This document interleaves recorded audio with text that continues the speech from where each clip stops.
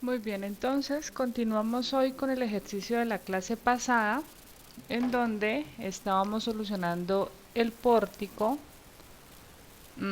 sometido a carga vertical y a carga lateral y vimos pues la diferencia o la extensión que se debía hacer el método para solucionar el pórtico. Los resultados, no sé si alguno de ustedes lo tiene, respecto a los giros solucionando el sistema de tres ecuaciones por tres incógnitas es este. Y lo siguiente que se debe hacer, pues es simplemente reemplazar en las ecuaciones de momento, en vigas y columnas, reemplazar esos resultados y con eso obtener los momentos preliminares, que luego se les suma los momentos de empotramiento y ya con eso obtenemos los resultados. Entonces, los momentos de empotramiento, para este caso en específico, están solamente en las vigas, así que vamos a reemplazar esos resultados para obtener entonces los momentos ya internos. Aquí sería 4 veces delta, 4 veces teta b. Por favor me ayudan a reemplazar 102.997 sobre e por i. El e por i pues se cancela, más 2 veces teta c, que es 29.6166,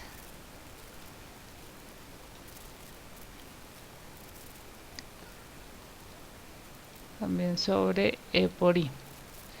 Y a todo esto entonces lo afectamos por el momento de empotramiento. Sumamos el momento de empotramiento, recordamos, positivo, eh, antihorario, y por aquí tenemos los momentos de empotramiento.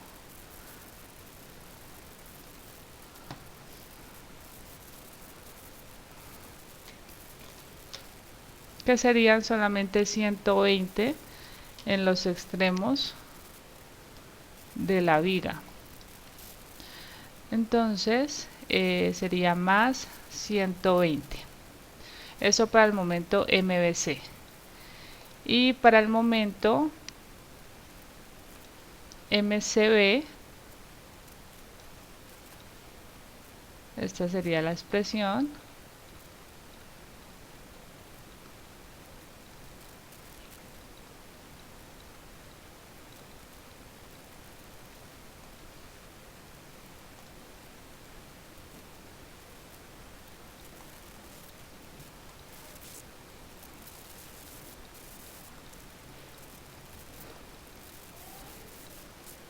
Y también aquí tenemos solamente un momento de empotramiento 120, que sería ahora menos 120. Con eso tenemos entonces los momentos internos. En las columnas no hay momentos de empotramiento, entonces solamente reemplazamos en las ecuaciones. Me dicen cuando tengan los resultados para las vigas, por favor.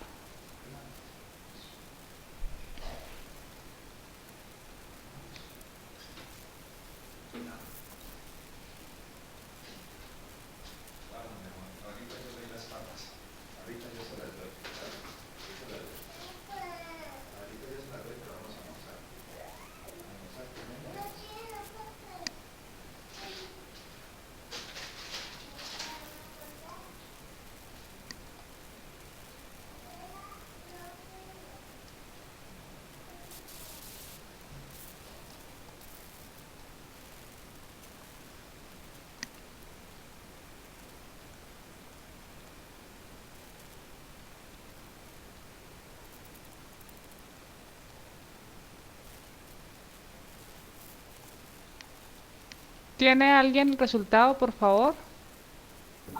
En viga MBC me dio 15.48.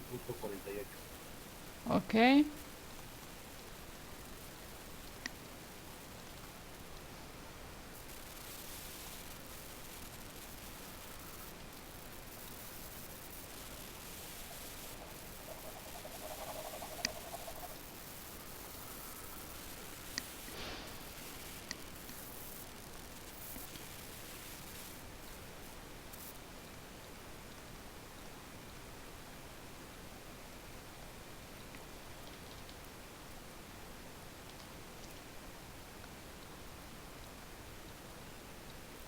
En MCB en viga me da menos 145.934.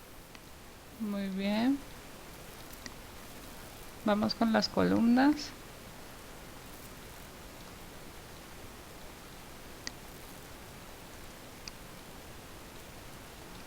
En las columnas no hay momento de empotramiento.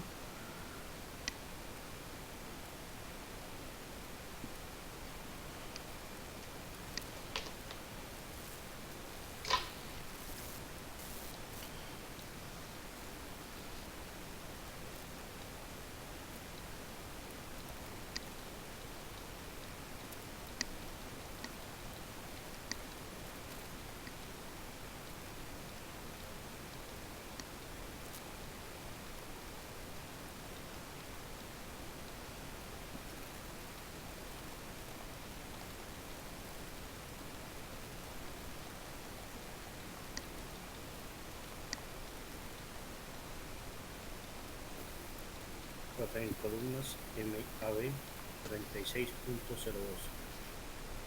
Bien.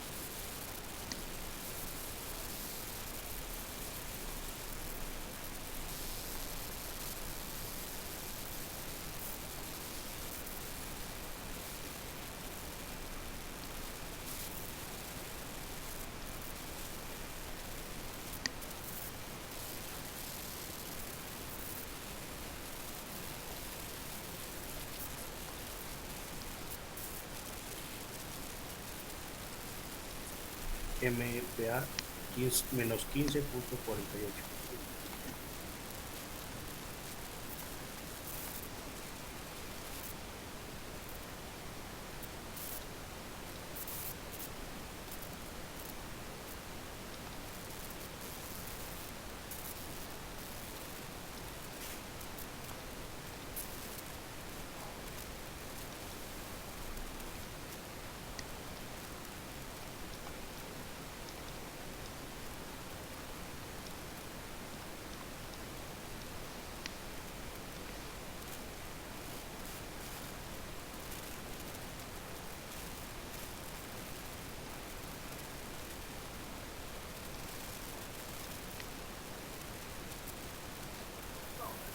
La MDC 102.33.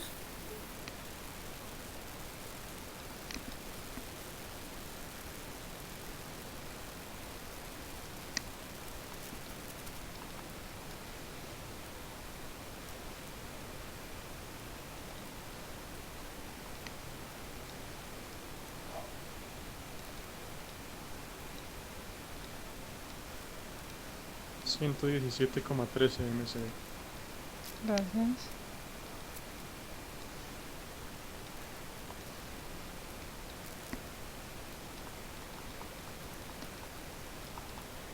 Muy bien, entonces con esos resultados, esos ya son los momentos internos, al menos en la viga, que es donde hay momentos de empotramiento, ya están afectados por eh, esos momentos de empotramiento.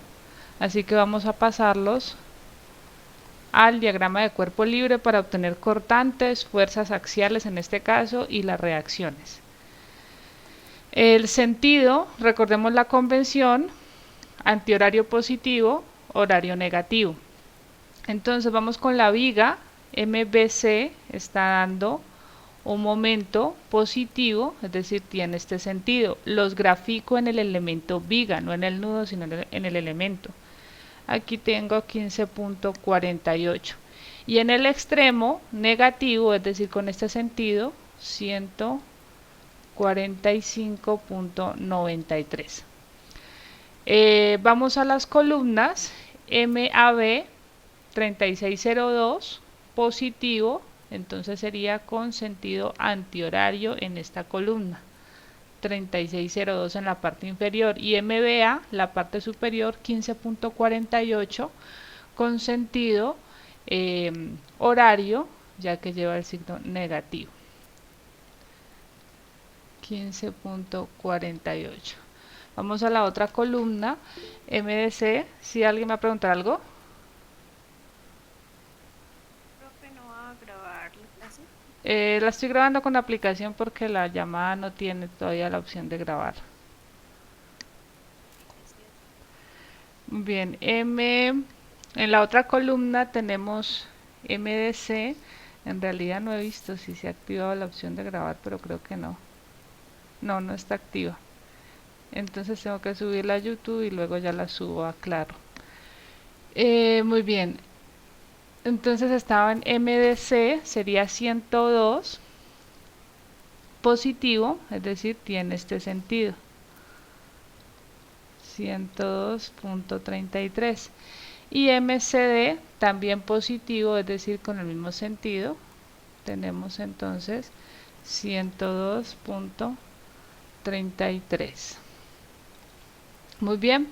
En el voladizo, como siempre les he dicho, el voladizo es una sección, un elemento estáticamente determinado. El momento usted lo conoce sin hacer el método y era 28.8, que era el mismo momento de empotramiento que se había calculado anteriormente. Con esos resultados podemos pasar a calcular los cortantes. Voy a empezar por las columnas. Entonces, me ubico en este punto, voy a llamarlo el punto A, y hago sumatoria de momentos en ese nudo. Sumatoria de momentos en A con este sentido positivo. Entonces tendría el momento en la parte inferior 3602, el momento en la parte superior menos 15.48. Voy a colocar el cortante hacia la derecha, el que quiero calcular, estaría siendo momento negativo menos el cortante por el brazo, que sería 4 metros, igual a 0. De ahí que ese cortante me da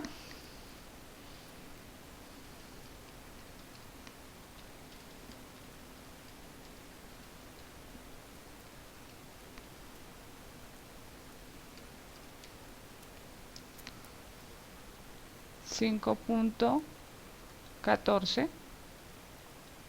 kilonewton. Entonces me da positivo, es decir, está en ese sentido.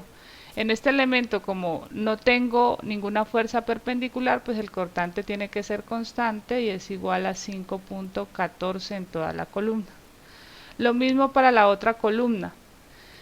Me ubico, por ejemplo, en este nudo D y hago sumatoria de momentos en D. Tendría 102.33 más 102, hay aquí 117, era MCD, 117.13 más 117.13, el cortante lo planteo también hacia la derecha, más el cortante menos, estaría siendo momento negativo, sentido horario, menos el cortante por 4 metros, igual a 0. De ahí despejo ese cortante.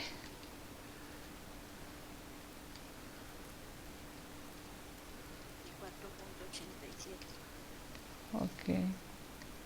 54 punto.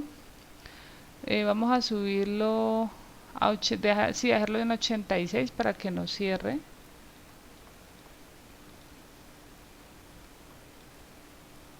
Y va hacia la derecha.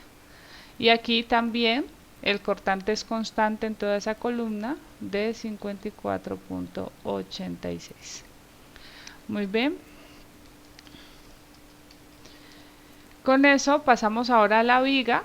Entonces digamos que este es el punto, el nudo B, y hago sumatoria de momentos respecto a B.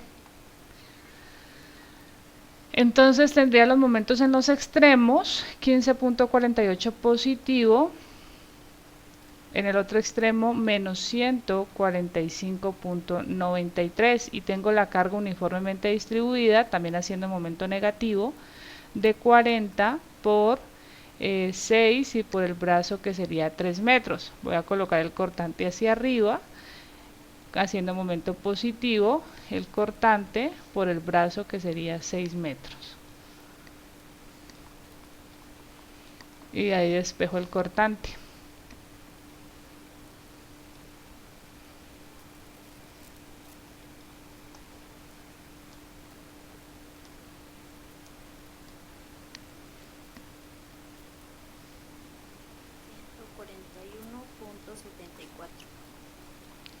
Ok, y va hacia arriba. Haciendo sumatoria de momentos en C, calculo el otro cortante. La ecuación es similar, los sentidos de los momentos en los extremos no cambian, lo único que cambia es respecto al punto C, la carga de 40 estaría siendo un momento positivo.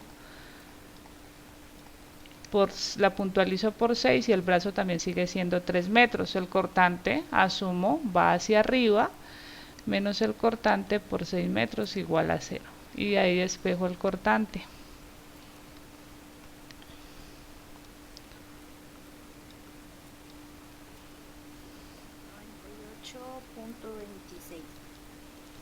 Gracias. Y este es 141.74. Muy bien. Me falta el cortante en el voladizo, sería 40 por 1.2 metros, es una estructura estáticamente determinada, el cortante sería igual a 48. Con eso ya puedo completar el equilibrio para completar lo que es fuerza axial en las columnas, lo que es fuerza axial en las vigas. Entonces, por donde usted quiera comenzar. Voy a comenzar transmitiendo los cortantes de la viga hacia las columnas. Entonces tengo 98.26, pasa en este nudo hacia abajo y pues en ese nudo no tengo ninguna carga vertical, así que se equilibra. Voy a cambiarle el color.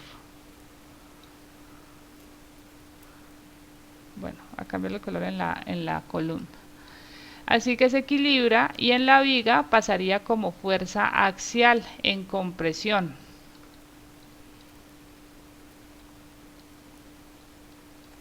Y esa viene siendo mi reacción en este apoyo hacia arriba. Del otro lado, entonces pasa el cortante de 141 al nudo, punto 74, del voladizo el cortante de 48, de modo que aquí necesito una fuerza que los equilibre de 189.74. Y esa sería la fuerza axial en la columna, en compresión también.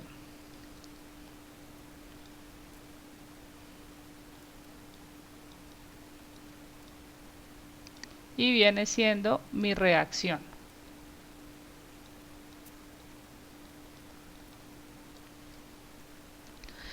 Muy bien, ahora voy a pasar lo que es cortante en la columna, lo voy a pasar como fuerza axial en la viga.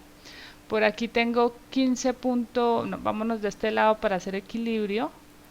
Entonces tengo en el lado del voladizo no hay nada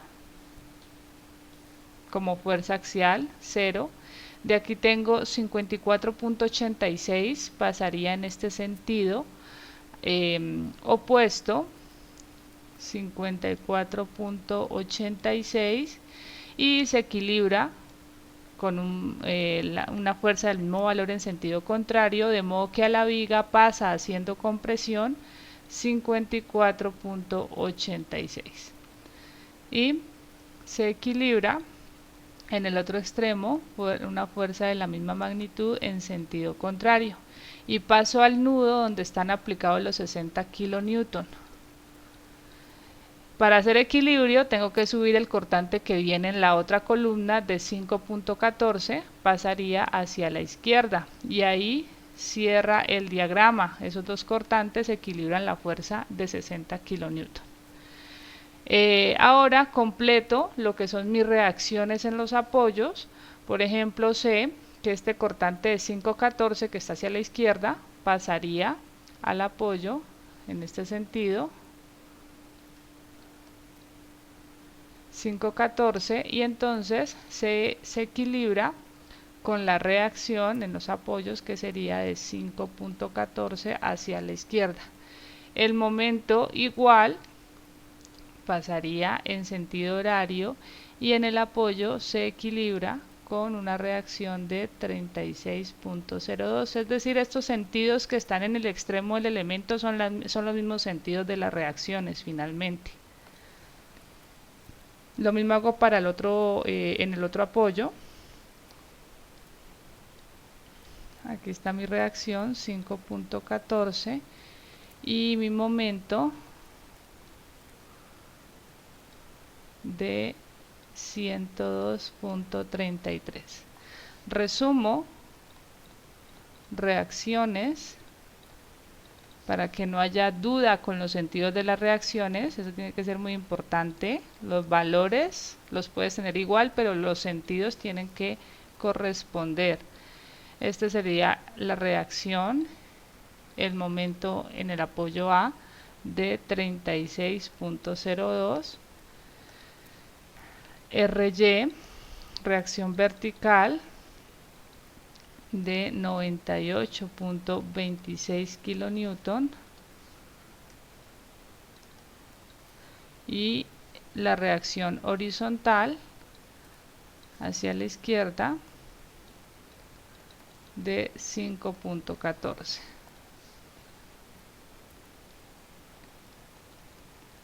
Lo mismo en el otro apoyo.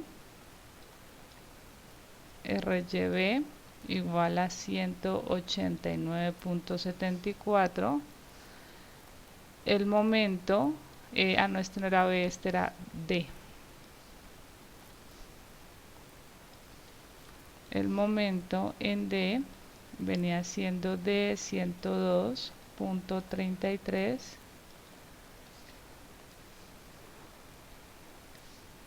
y la reacción horizontal de 54,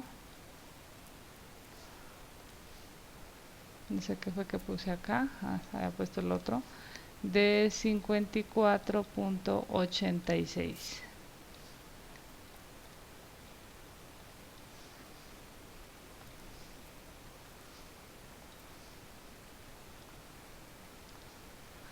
Esas son entonces las reacciones. Y con esos resultados ya podemos pasar a graficar los demás diagramas. Diagrama de fuerza axial, diagrama de cortante y diagrama de momento. ¿Hasta ahí alguna pregunta?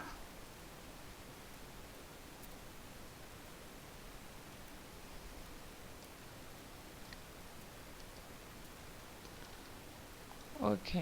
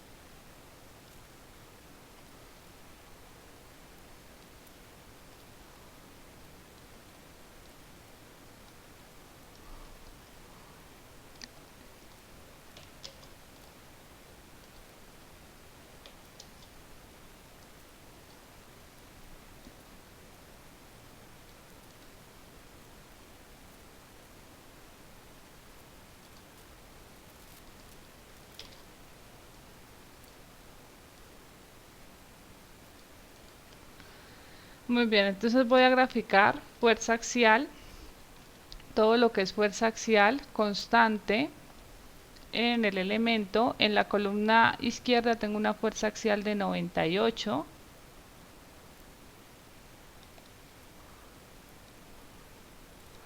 Eh, 98.26 haciendo compresión. En la otra columna tengo una fuerza axial de 189, también haciendo compresión.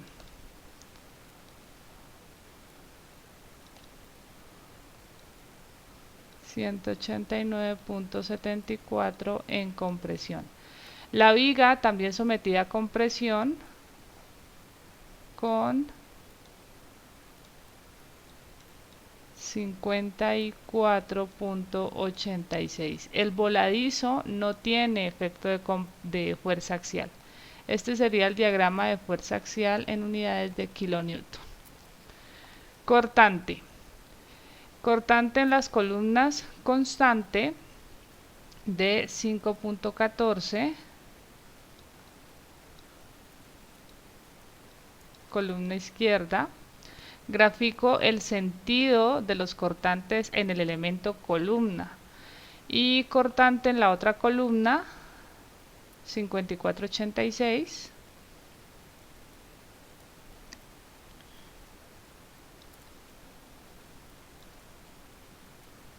Y también grafico los sentidos en el elemento.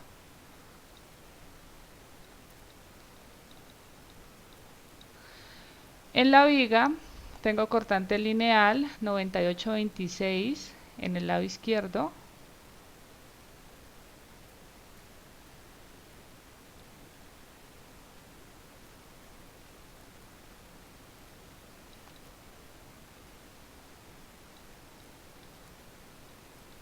Y baja lineal hasta un cortante de 141.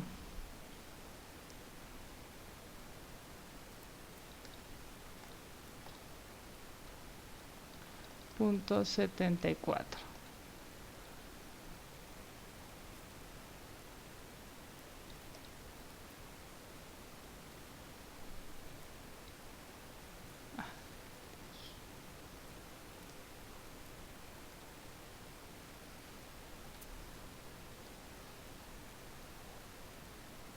Grafico el sentido del cortante en la viga. Y en el voladizo tengo un cortante de 48.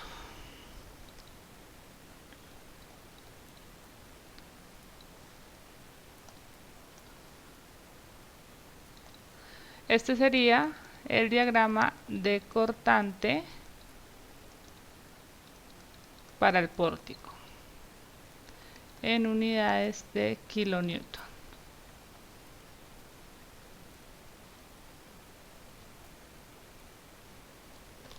¿Sí? ¿Por qué ese 171 se lo pondría, o sea, se lo pondría en, como desde la viga?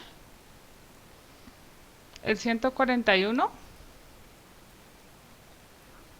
porque está en la viga. O sea, no se lo podría. No te escucho. No, o sea, desde la columna, quise decir, o sea, ¿por qué no se lo pone arriba solo en la viga? O sea, es que aquí el diagrama está traslapado, ¿no? No es que esté graficando un cortante en la columna, es el cortante de la viga. ¿Listo? Que pasa como fuerza axial a la columna sumándose con el 48, pero aquí no, o sea, pues si quieres dibujar el 54 hacia el otro lado para que no se vea traslapado, pero no quiere decir que sea un cortante en la columna.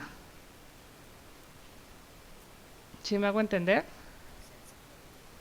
Pero sí, solo que, o sea, no entiendo por qué lo pones ahí traslapado en vez de ponerlo arriba. Ah, no, porque no se puede arriba. O sea, tú dices que sea acá 141 también. No, recuerda, tenemos carga uniformemente distribuida de 40. Estás con 98 arrancando aquí hacia arriba. Hacia arriba el cortante y la carga va a bajarte. ¿Listo? Los 40 kilonewton por metro te bajan ese cortante. ¿Sí? ¿Está claro? ¿Sí? Sí, es que se me cortó la llamada, entonces no estuve en ese momento, por eso quedé con la duda, pero ya. Ok. Sí, tiene que graficarse hacia abajo, pero es por el efecto de la carga uniformemente distribuida. Ok, entonces ahora el diagrama de momento. Entonces, recordemos, diagrama de momento lo graficamos con curvatura. Esta sería curvatura positiva para las vigas, curvatura negativa para las vigas. Y en las columnas, esto es curvatura positiva y esta es curvatura negativa.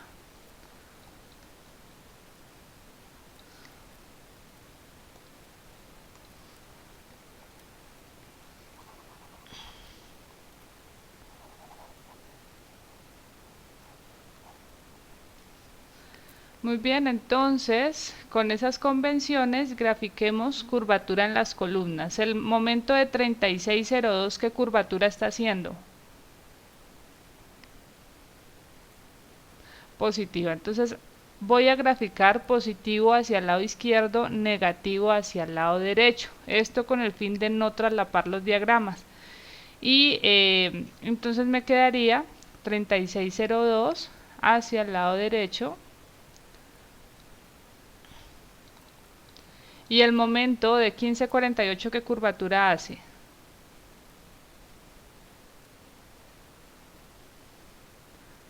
También positivo, ¿cierto?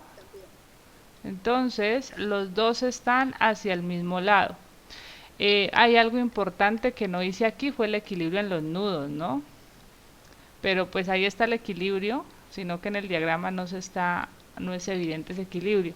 Este momento de 1548 pasa en sentido antihorario al nudo y de la viga el momento está en sentido antihorario y pasa en sentido horario. Entonces ahí está el equilibrio. Ok. Y en el otro lado pasamos 145 en este lado, 145,93, el 28,8 del voladizo. Esos dos se restan y me tiene que dar el momento de la columna de 117,13 y da. ¿Listo? Entonces está el equilibrio en los nudos. Muy bien, y aquí también se va a ver en el diagrama 1548 en la columna y aquí arranca también la viga con 1548 que tiene, lo dibujé sin decirles, tiene curvatura negativa. Entonces en las vigas voy a dibujar arriba negativo y abajo positivo. Ese momento de 1548 tiene esta curvatura negativa. En el otro extremo, el momento de 145,93 también tiene curvatura negativa.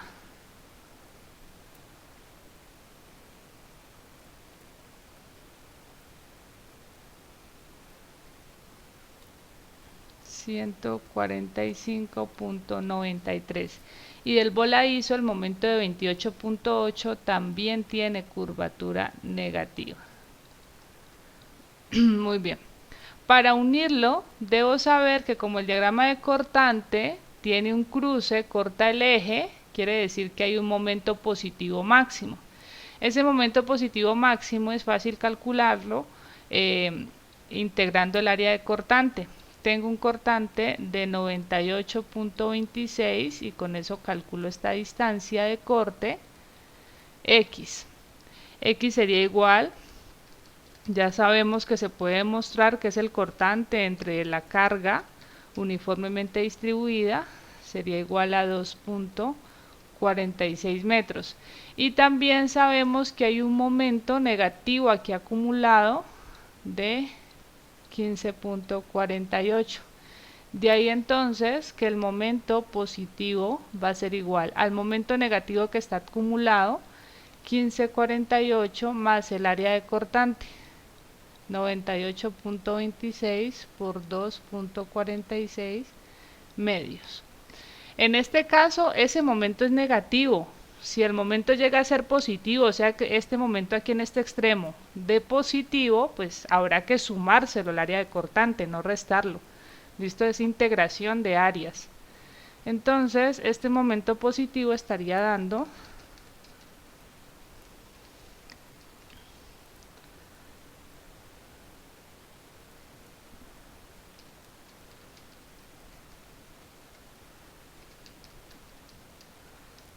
de 105.4 kilonewton metro.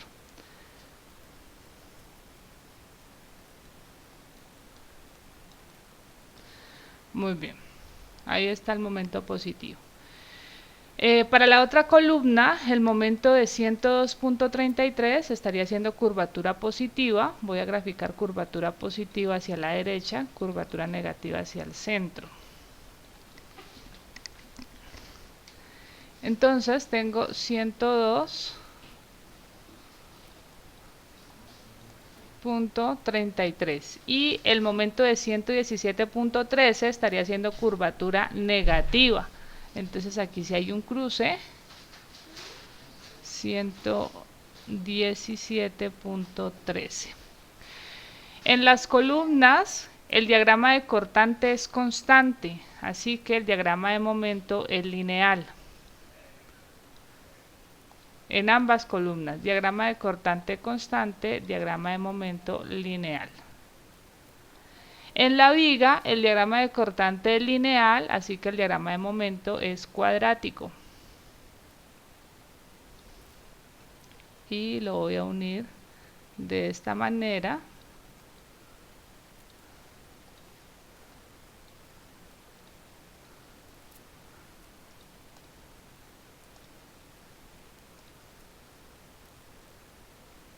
Aquí está el salto para representar la unión con el voladizo.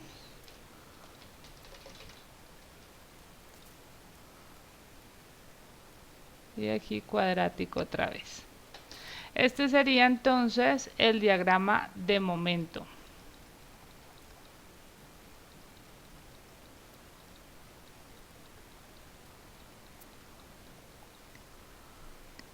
¿Preguntas?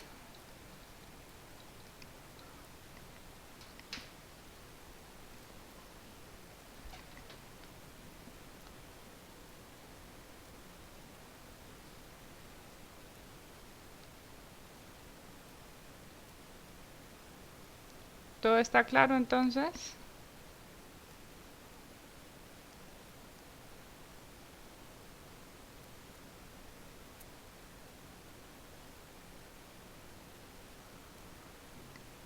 Ok, entonces vamos ahora a calcular una propiedad que es importante en el pórtico, como es la rigidez lateral. Recordemos concepto de rigidez. Rigidez lateral es igual a la fuerza lateral entre el desplazamiento lateral. En la clase donde calculamos esa rigidez vimos que aunque la carga vertical pues afecta este desplazamiento lateral, esa misma rigidez lateral, pues se llega a un valor que es aproximado. Lo correcto fuera que el pórtico estuviera solamente sometido a carga lateral, pero pues el método nos dio un desplazamiento en el que se involucra también el efecto de la carga gravitacional. Así que vamos a calcular esa rigidez aproximada tomando la rigidez lateral de 60 kilonewton entre el desplazamiento lateral que se obtuvo como resultado del método, que está por acá arriba, de 233.381 E por I. Pero me falta que recordemos a qué le dijimos o qué igualamos como I. Como I tomamos que era la inercia de la columna cuando hicimos la equivalencia de rigidez, y la inercia de la columna es igual a esta expresión que está aquí, 9 por 10 a la menos 4 metros cuadrados. Tiene que hacerse de esta manera, y no es que no se lo aprendan que es que siempre va a ser así, no, porque puede ser que la viga tenga una inercia menor, entonces se estaría tomando la inercia I como la inercia de la viga. Entonces, para este ejemplo, corresponde que la inercia de la columna es la inercia menor.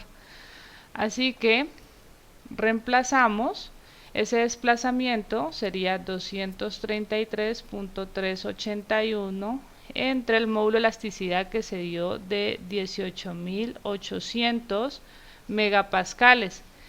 Lo multiplicamos por 1000 para tener unidades compatibles. 1000 nos da kilonewton metro cuadrado. Y la inercia, entonces, de 9 por 10 a la menos 4 metros a la 4. Con eso obtenemos ese desplazamiento lateral. ¿De cuánto nos da?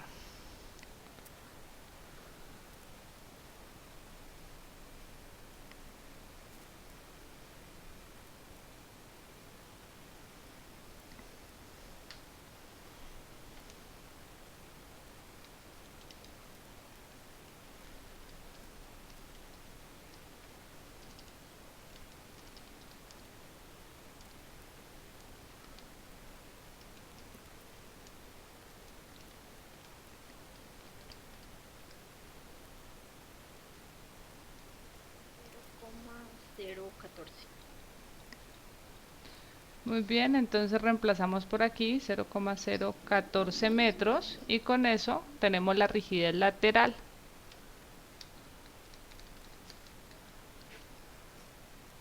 Una rigidez lateral aproximada de 4.285.7 kilonewton metro. Y esta es una expresión en la que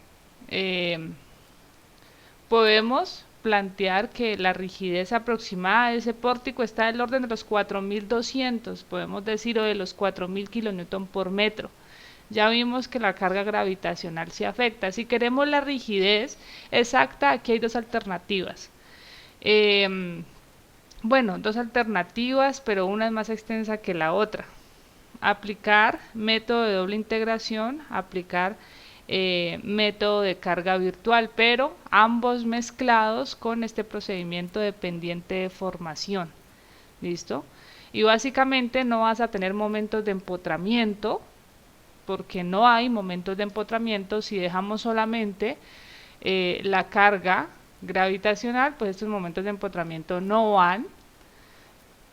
Entonces te queda el equilibrio en los nudos B y C igualados a 0, igualados a los momentos internos, y te queda la relación de los cortantes igualando a esta carga de 60 kilonewton, que es la carga lateral.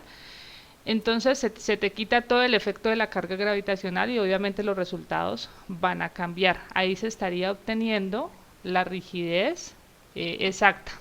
¿Listo? Entonces por ahora llamemos a esto una rigidez lateral aproximada. A ustedes les dejo de tarea calcular la rigidez exacta. Sería esta condición que dejo graficada aquí. Quitamos la carga gravitacional.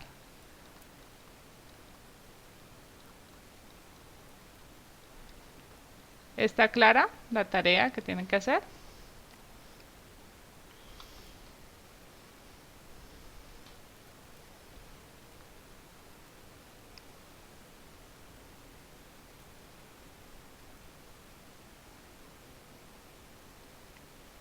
¿Preguntas?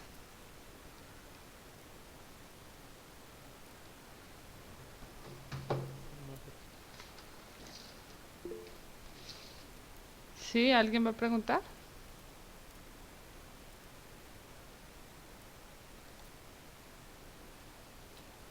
Ah, ¿que no escuchaste la tarea? La tarea es que calculen la rigidez lateral quitando la carga gravitacional. El procedimiento que se tienen van a ver que no se modifica mucho, o sea, se quitan los momentos de empotramiento de las ecuaciones de equilibrio y obviamente este resultado de desplazamiento va a cambiar. ¿Listo? ¿Cuánto cambia? Pues ustedes lo verán en el procedimiento, pero pues el nuevo estado de cargas para calcular solamente rigidez lateral sería este. Si quieren con 60 kilonewton, si quieren con 1 kilonewton, con 10 kilonewton, con 100, ¿listo? O sea, la condición es que exista solo carga lateral y el desplazamiento va a ser proporcional a esa carga lateral.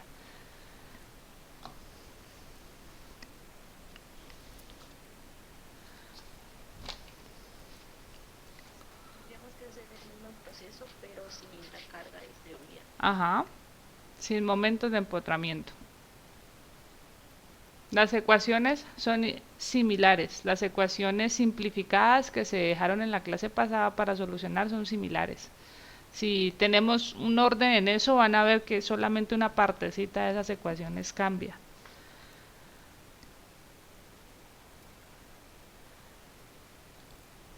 ¿Preguntas? Sí, profe.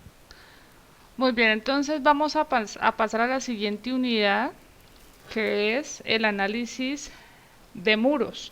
Esta es una unidad pequeña, pero pues que es importante para unos cursos, una electiva que se ofrece en el departamento más adelante, que es el diseño de viviendas en mampostería confinada. Entonces pues necesitan esta parte introductoria de lo que son los muros y de cómo funcionan los sistemas a base de muros.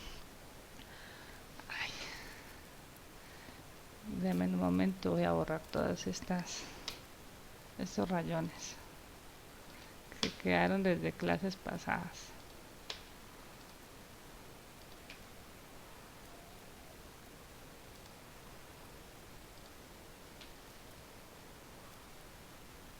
Ok. Muy bien, entonces lo primero que vamos a hacer es dar la definición de un muro. El muro, el elemento muro, a diferencia de los elementos que ustedes han visto a lo largo de este curso y en anteriores, es un elemento que se clasifica como plano.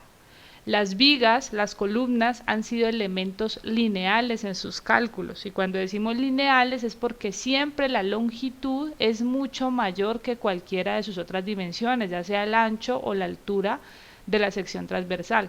Ese es un elemento lineal. Entonces en ese elemento lineal pues es evidente que si aplicas una carga perpendicular, pues el elemento va a estar dominado por la flexión, se genera curvatura.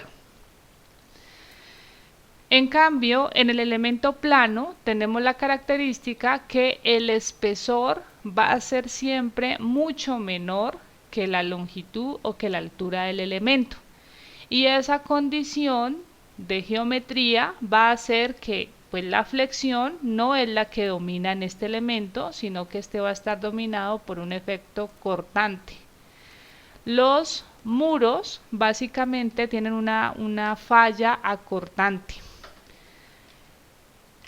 Muy bien, entonces en ese elemento plano tenemos las siguientes condiciones. Vamos a tener una gran rigidez, una alta rigidez en su sentido longitudinal y una poca rigidez en su sentido perpendicular. ¿Esto por qué? Porque si analizamos el muro en su dirección,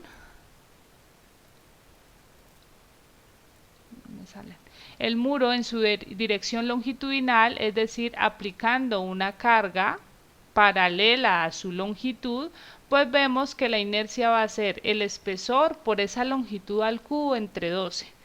Pero si la carga la aplicamos perpendicular, en este sentido perpendicular, el muro es muy débil, tiene poca rigidez, porque la inercia se va a calcular como la longitud por el espesor al cubo, que el espesor sería la dirección que está paralela a la dirección de la carga aplicada, y la inercia sería muy baja porque este espesor, ya les dije, es mucho menor que la longitud, mucho menor que la altura. Así que estos elementos planos los vamos a estar analizando en el sentido donde el muro es fuerte, en su sentido longitudinal. Ahí nos interesa analizar cómo se comporta ese muro.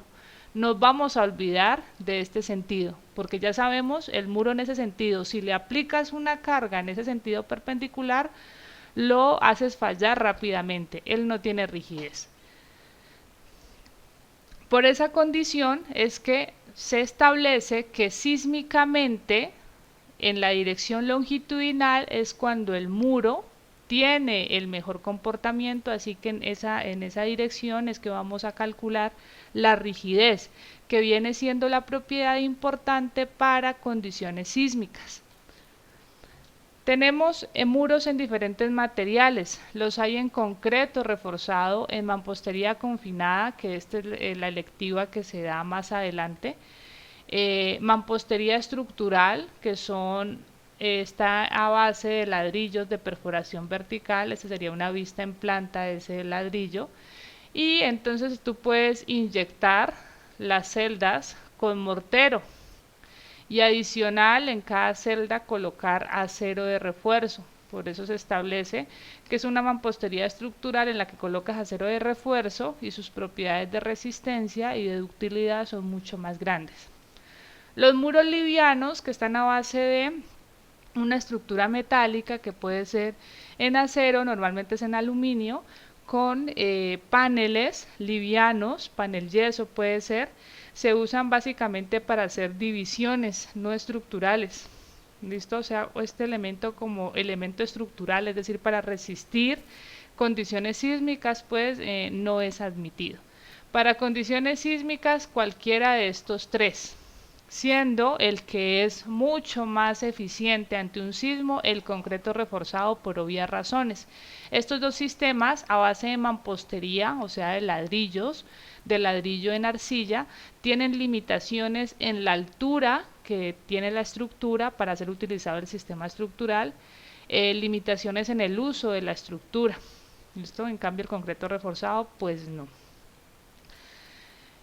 La NSR 10 reconoce varios sistemas estructurales a base de la mampostería, o sea, de ladrillos en arcilla.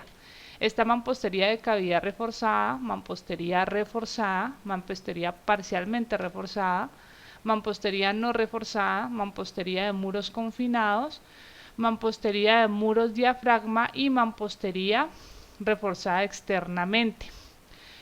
Esto les queda como tarea a ustedes, lo van a consultar en el título D2 de la NSR 10. Buscan en internet título D de la NSR 10 y ahí describe la NSR cada uno de estos sistemas.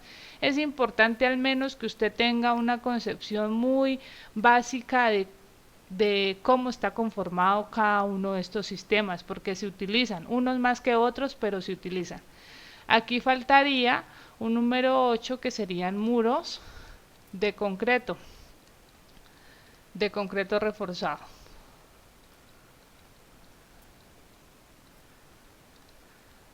Muy bien, entonces como ya estamos viendo que evidentemente con el código de diseño se permiten sistemas estructurales a base de muros, es decir, que no solamente se usan pórticos para condiciones sísmicas, sino muros, pues en este curso vamos a ver cómo se calcularía la rigidez de un muro. Tenemos este muro que tiene una longitud L, una altura H y un espesor E. Ya dijimos que nos interesa el comportamiento ante una carga longitudinal, en la dirección longitudinal del muro. Perpendicular al plano del muro no interesa, porque pues tiene una poquita rigidez, así que en ese sentido pues no. Ya vamos a ver más adelante cómo se soluciona ese inconveniente, porque es un inconveniente. El sismo va a actuar en las dos direcciones de la estructura, no solo en una. Y normalmente se va para la dirección que esté más débil.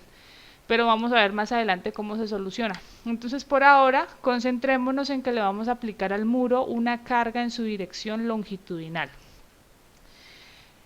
Se puede demostrar que la expresión para calcular la rigidez de ese muro empotrado en la base, o sea, un modelo como este, un modelo lineal como este, donde le aplicas una carga P, el elemento tiene una altura H y la sección transversal, para que definas cuál es la inercia y cuál es la base, va a ser una sección que tiene una base E y una longitud L, o sea, la inercia va a ser E por L al cubo entre 12.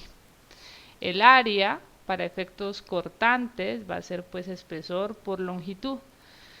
Y todo esto asociado a este modelo estructural que ustedes lo conocen y lo pueden analizar.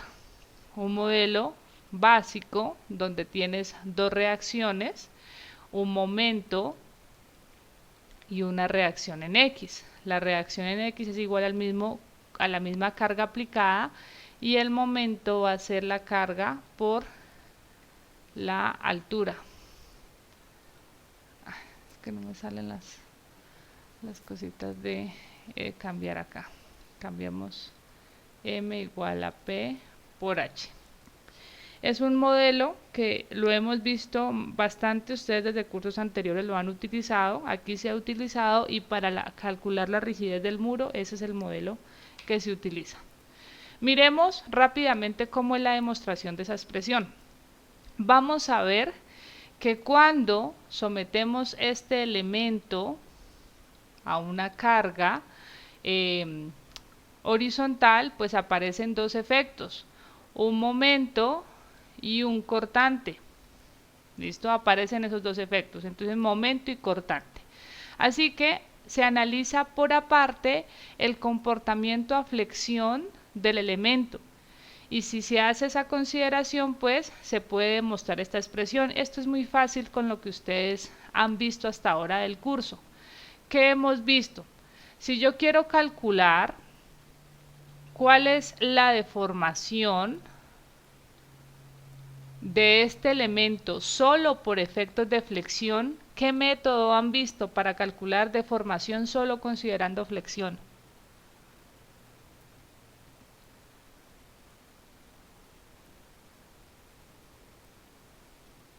Bueno, hemos visto dos métodos para calcular deformaciones. ¿En cuáles se tiene en cuenta solamente la flexión, solo el momento?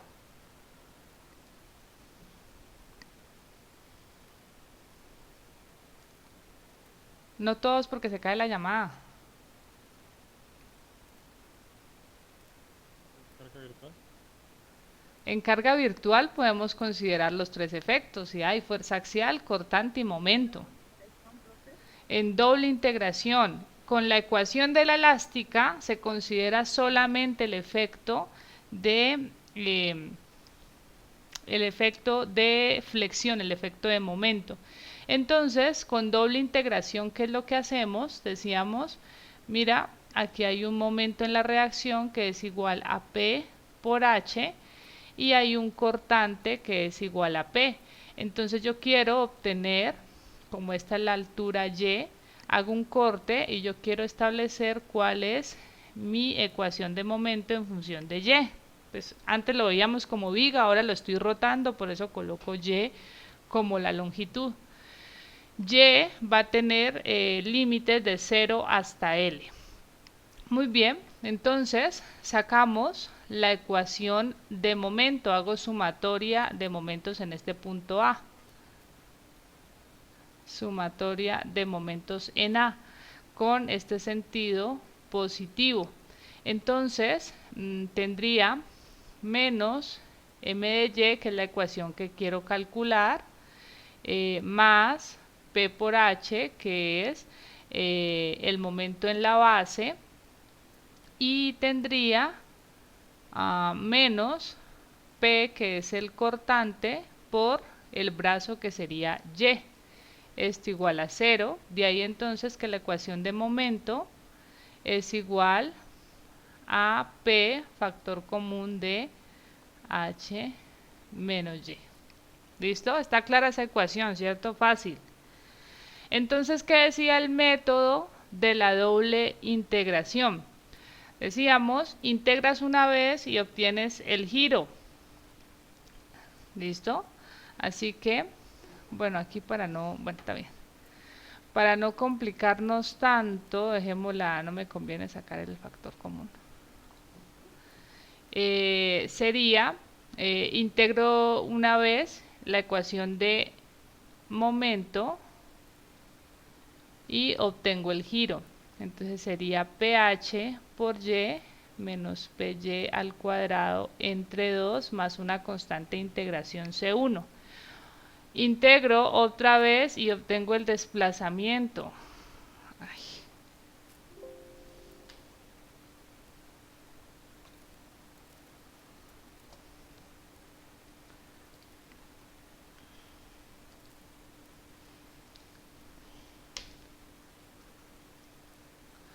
Integro otra vez y obtengo el desplazamiento integral del giro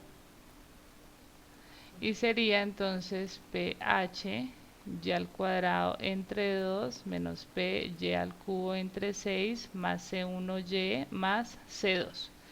Condiciones de borde. Si evaluamos el desplazamiento en y igual a 0, pues ese desplazamiento es 0. Entonces de aquí que C2 es igual a 0.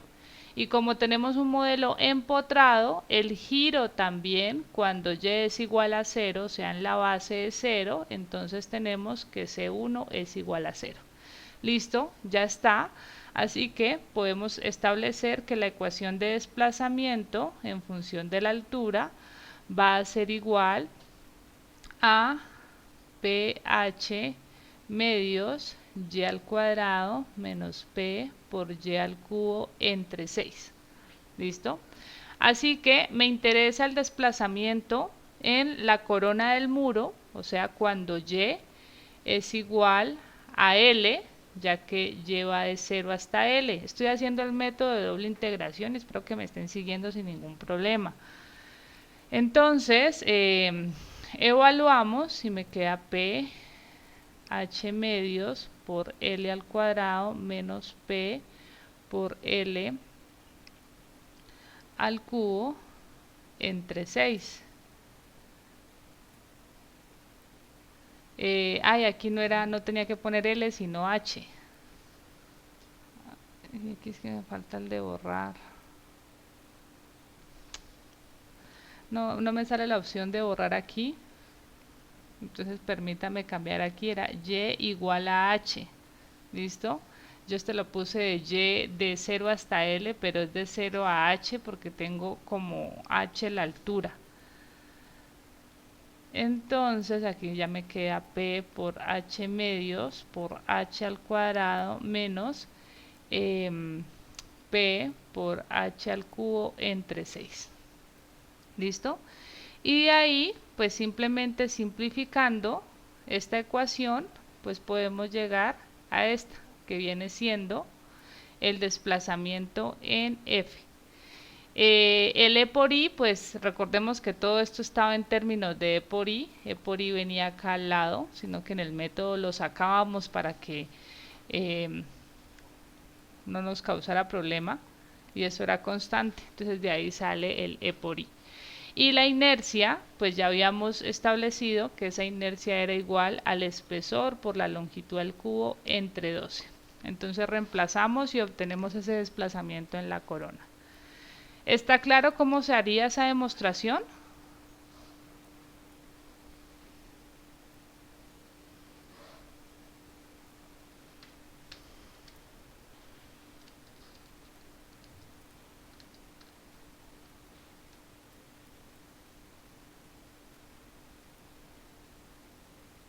¿Está claro o hay alguna pregunta?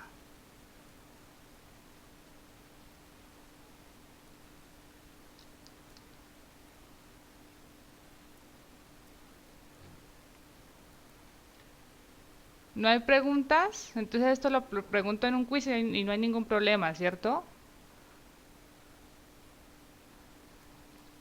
Ok, perfecto. Comportamiento acortante. Entonces, en el comportamiento acortante se analiza solamente el efecto acortante, solo con cortante, y se puede establecer esta expresión para calcular el desplazamiento únicamente debido a cortante.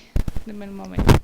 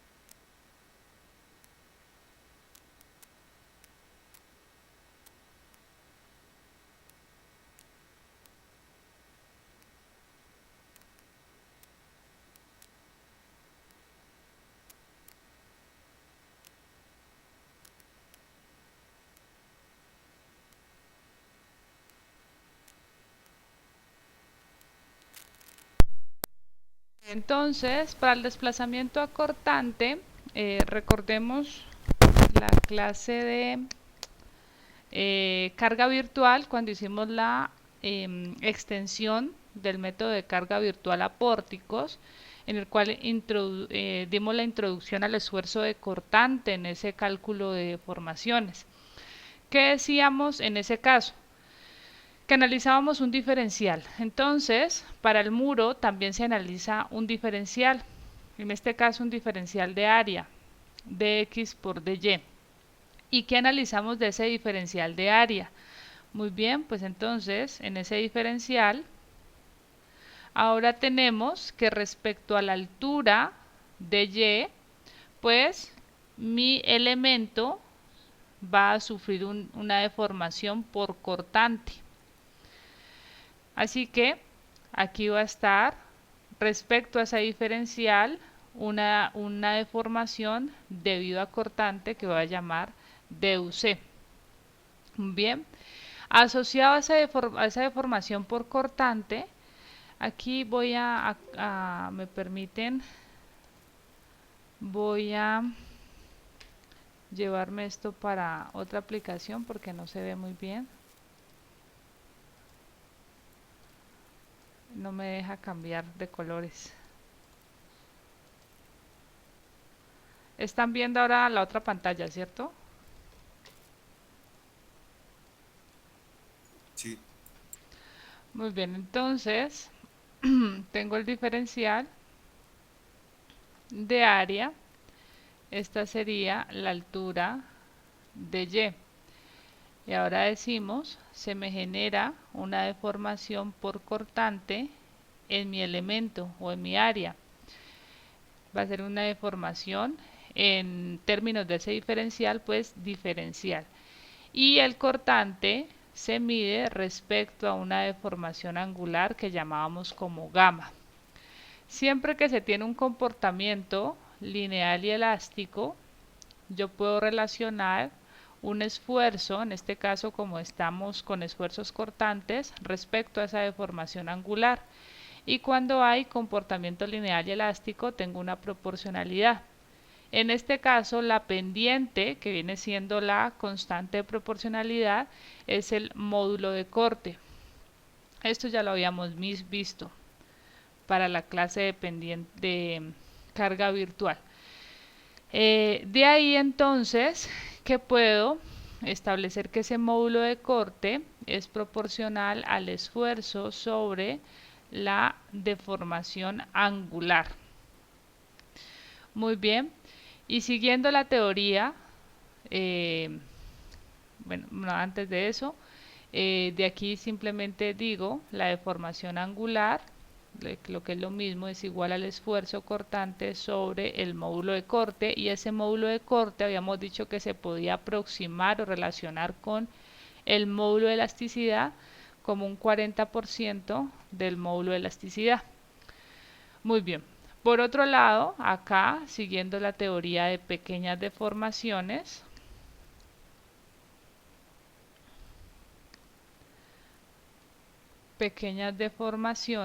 yo puedo establecer que la tangente de este ángulo gamma es aproximadamente igual al mismo ángulo y va a ser igual a el diferencial de cortante de la deformación por cortante sobre dy.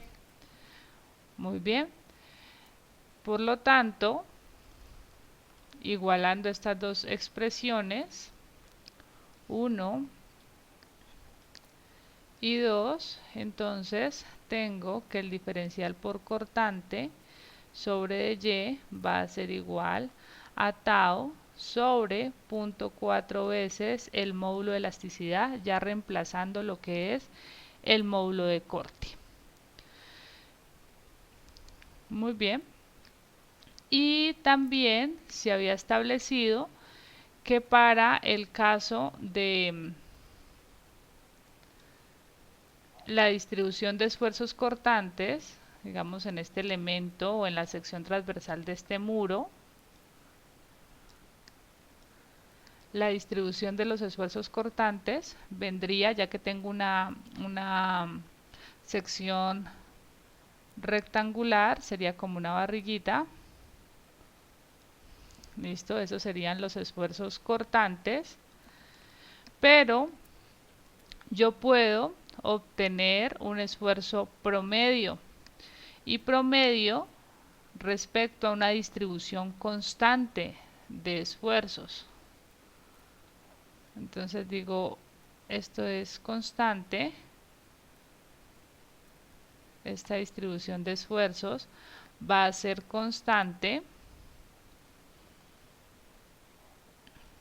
y rectangular, y aquí tengo una distribución de esfuerzos promedios. ¿Listo?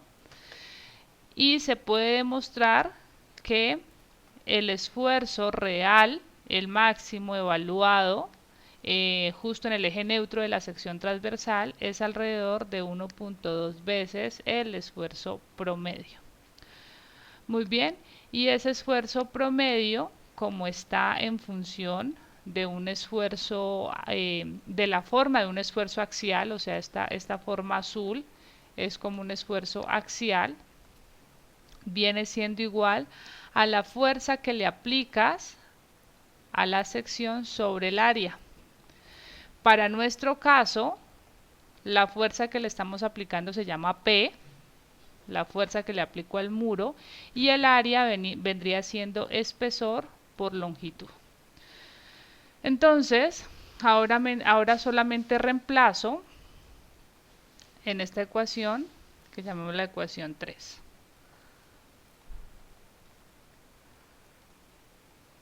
Reemplazando en la ecuación 3, tendría que la deformación por cortante sobre dy va a ser igual al esfuerzo promedio, que decimos es aproximadamente 1.2 el esfuerzo promedio sobre 0.4 veces el módulo de elasticidad.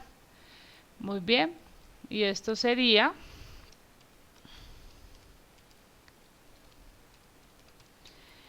tres veces el esfuerzo promedio, que dijimos es igual a la fuerza sobre el área.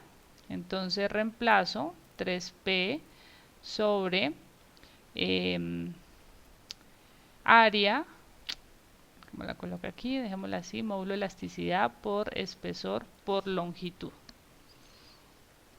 ¿Listo? Esa sería entonces la expresión para calcular esa deformación angular. Pero yo no quiero esa deformación por cortante en términos de un diferencial, sino que quiero la deformación total en el extremo del elemento. Así que lo único que tengo que hacer es integrar la expresión y me quedaría de la forma entonces 3P por E por L por Y, que sería la altura del muro, más una constante de integración C1. Y también con las condiciones de borde puedo establecer que si evalúo esta deformación por cortante en Y igual a 0, pues este desplazamiento es igual a 0. Por lo tanto, esta ecuación es igual, esta constante, perdón, C1 es igual a 0. De ahí entonces que si quiero el desplazamiento en la corona del muro, entonces me queda que ese desplazamiento en la corona del muro va a ser 3P sobre E por L por H. Y esta es la deformación asociada al desplazamiento por cortante que estoy presentando en la diapositiva.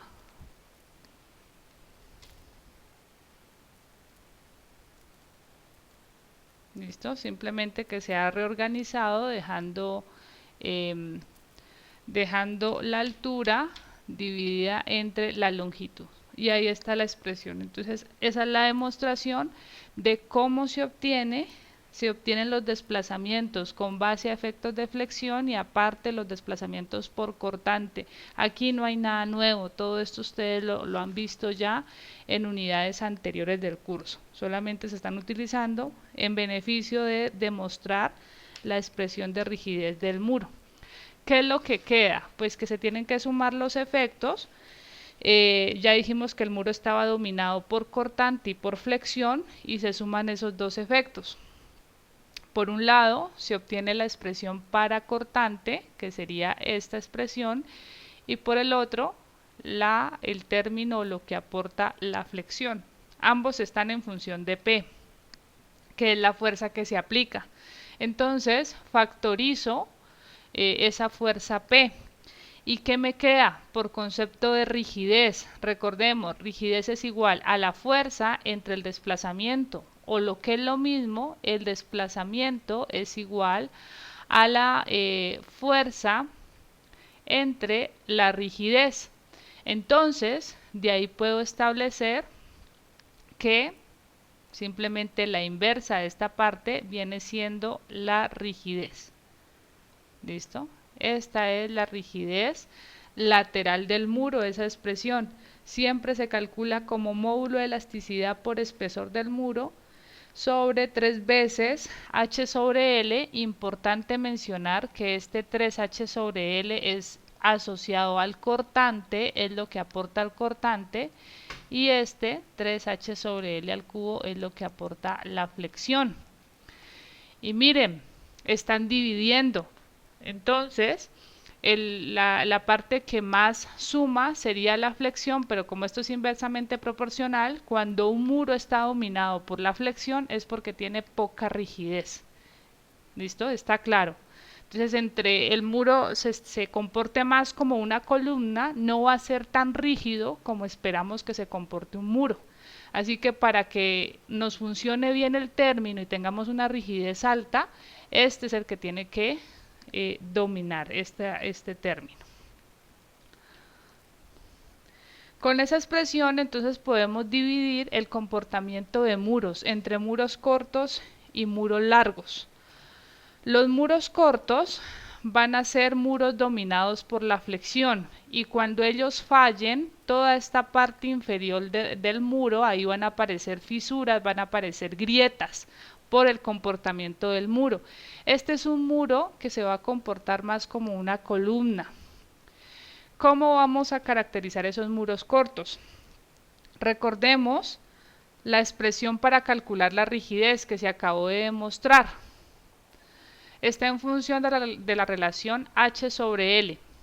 Entonces, el muro corto va a tener la condición que la altura va a ser mayor que la longitud. Esa es la proporción.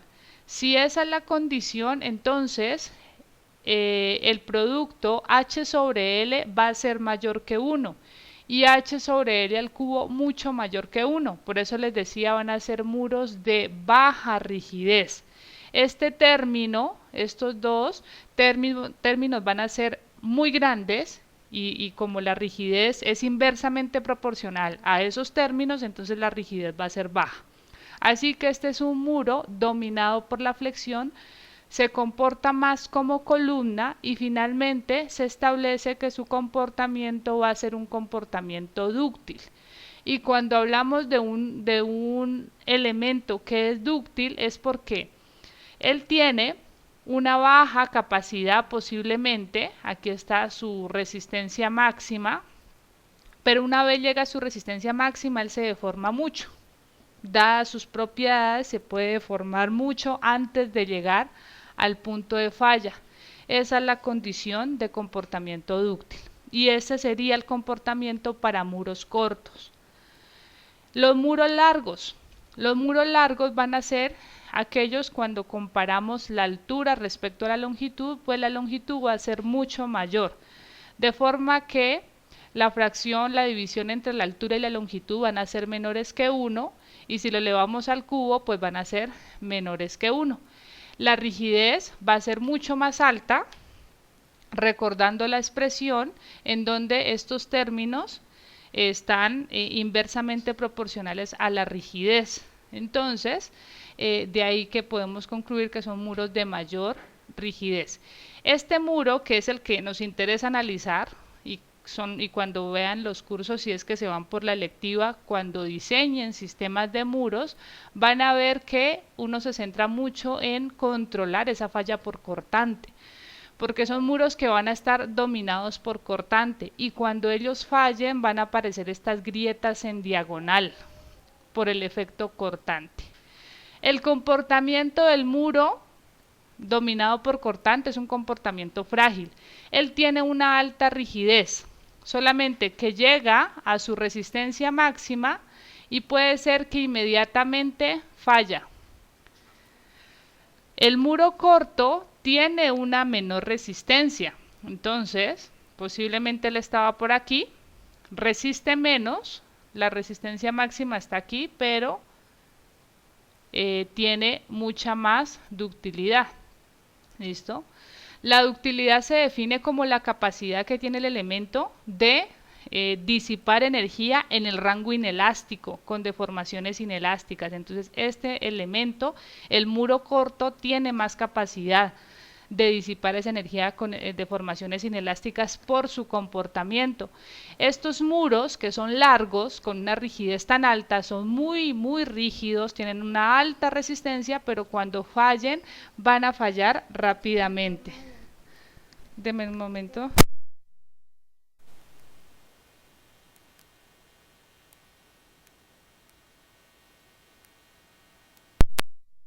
¿Alguna pregunta?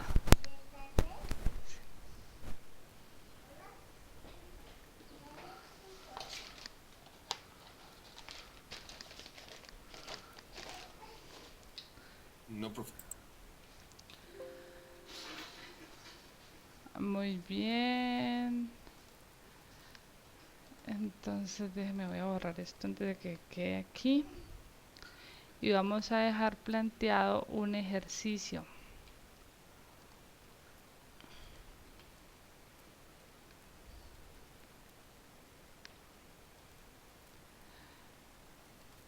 Muy bien, con esto terminamos. Ya vimos cómo se calcula la rigidez, que se establece que es la propiedad más importante para este muro. Interesa saber qué tan rígido es el muro, así como en los pórticos también les he hecho énfasis en la rigidez lateral, pues acá en los muros es lo mismo. ¿Cómo se va a utilizar esa rigidez? Calculando un porcentaje de participación sísmica, que ese va a ser el ejercicio que vamos a hacer en clase. Ese porcentaje de participación sísmica está en función de cómo funciona un sistema estructural a base de muros. Aquí les presento una vivienda a base de muros, vivienda de uso normal, de uso residencial. Entonces, ¿cómo funcionaría? Miremos esa vivienda en planta. El sismo va a llegar en una dirección, en la dirección Y en este caso. Entonces, cuando el sismo llegue en esa dirección, pues solamente los muros que tengan la longitud paralela a ese sismo van a trabajar. Serían todos los muros que están bordeados en este momento en verde. ¿Por qué? Porque ya dijimos que en esta dirección es que el muro tiene alta rigidez. ¿Listo? Entonces, ahí los muros pueden trabajar. Pero ¿qué pasa si el sismo llega en la otra dirección, en dirección Y, o sea, perpendicular a esos muros? Pues bueno, o sea, estaría atacando los muros en la dirección donde ellos no tienen rigidez, que dijimos son débiles. Pues si no existieran muros en esa dirección, el sistema colapsa. Pero aquí vemos que cuando el sismo llega en dirección X, pues aparecen los muros que están bordeados en azul y esos son los que entran a resistir el sismo. Así que un sistema a base de muros tiene que tener una gran densidad de muros en ambas direcciones para que funcione. Si tenemos ausencia de muros en alguna de las direcciones, la estructura está débil. Cuando el sismo llegue, y el sismo va a llegar en las dos direcciones, él no pregunta en cuál dirección puedo afectar a la estructura, él afecta las dos direcciones, pues en la dirección débil va a generar problemas de resistencia. Así que, para tener en cuenta, en el diseño a base de muros tenemos que tener una gran densidad de muros en ambas direcciones. Esta sería una estructura que podemos clasificar como segura, porque se establece que cuando el sismo llegue en las dos direcciones, si llegan a esta dirección, pues tenemos este muro, estos de aquí que son más cortos, pero existen, entonces la estructura está segura. Y si el sismo llega en esta dirección, tenemos varios muros de buena longitud en esa dirección, entonces la estructura está rígida en ambas direcciones. Importante, en el diseño sismorresistente uno establece cuáles son los muros estructurales, o sea, los muros que los metes a tus cálculos para aportarle rigidez al sistema se definen como estructurales y esos muros no se pueden tocar. Es decir, arbitrariamente después el dueño de la estructura no puede decir, no, yo voy a hacer aquí una puerta porque voy a dejar esto, o voy a quitar todo este muro porque esto va a ser un local, algo así. Inmediatamente haces esa afectación, le estás quitando rigidez a la estructura, estás cambiando sus propiedades de rigidez porque ese era un muro estructural. Así que una vez se definan como estructurales los muros, no se pueden alterar, no le puedes hacer una ventana, no le puedes hacer una puerta y menos lo puedes quitar en su totalidad. Se puede hacer siempre y cuando un ingeniero estructural, el diseñador, evalúe que haciendo esa alteración, pues la estructura sigue siendo segura. De lo contrario, no se puede alterar. Esta sería una estructura insegura. ¿Por qué insegura? Porque la debilité en esta dirección. Si el sismo llega en esta dirección, y estas son las casas que le encanta a la gente, entonces tenemos ausencia de muros en esa dirección. De todos estos que tenía la primera estructura, solamente le quedaron estos 4 muros y se debilitó notoriamente. Si queremos esos vacíos tan grandes, si queremos esas ventanas grandes y que nos entre luz y unos ventanales gigantes, pues el sistema estructural no puede ser en muros, te toca cambiar a pórticos, sino que los precios entre un sistema de muros en mampostería y un sistema de pórticos son bastante diferentes. El de pórticos es mucho más costoso. Pero si queremos seguridad y queremos esta estética, esta distribución de espacios, esta parte arquitectónica así, con mucha iluminación, ventilación, pues habría que invertir en un sistema que se adapte a esa condición. Definitivamente no va a ser la opción de muros. ¿Listo? Se vuelve insegura la estructura, porque necesitamos muros en las dos direcciones. Y esta estructura pues sí que no va a ser permitida en ninguna zona donde exista la posibilidad de que se genere un sismo. Tienes que demostrar que no es una zona de alta sismicidad, y porque pues tenemos notoriamente una de las dimensiones con una ausencia total de muros, entonces cuando el sismo llegue en esa dirección, pues la estructura va a colapsar. Está clara esta parte de la importancia de la densidad de muros en ambas direcciones de la estructura.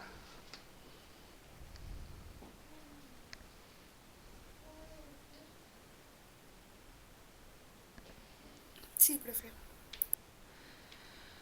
Muy bien. El porcentaje de participación sísmica entonces lo vamos a calcular en función de la rigidez de cada muro en cada dirección. ¿Listo?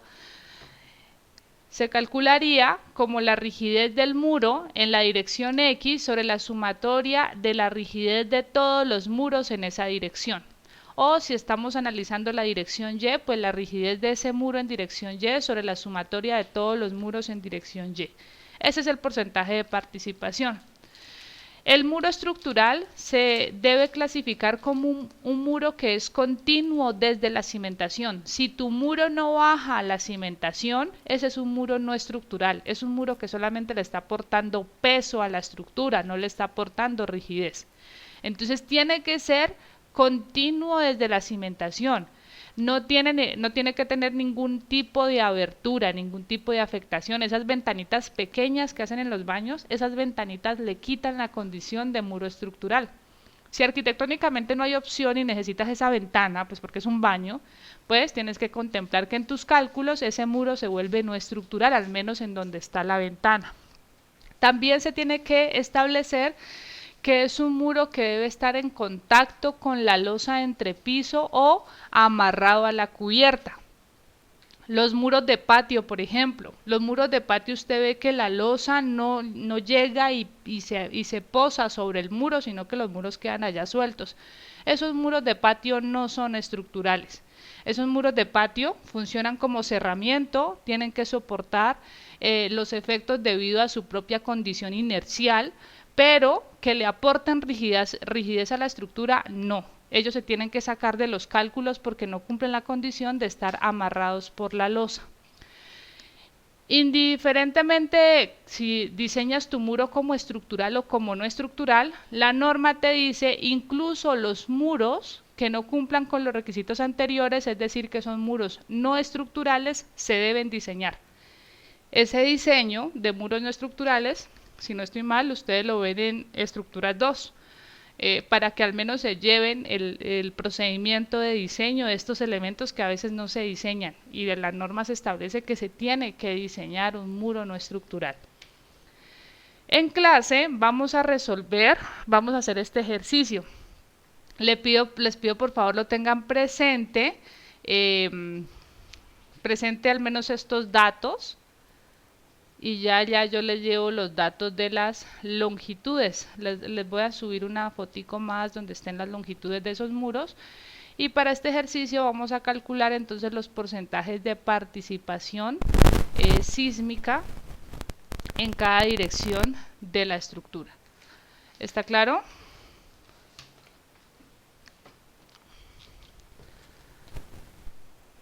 Muy bien, entonces, si no hay preguntas, nos vemos en la próxima clase.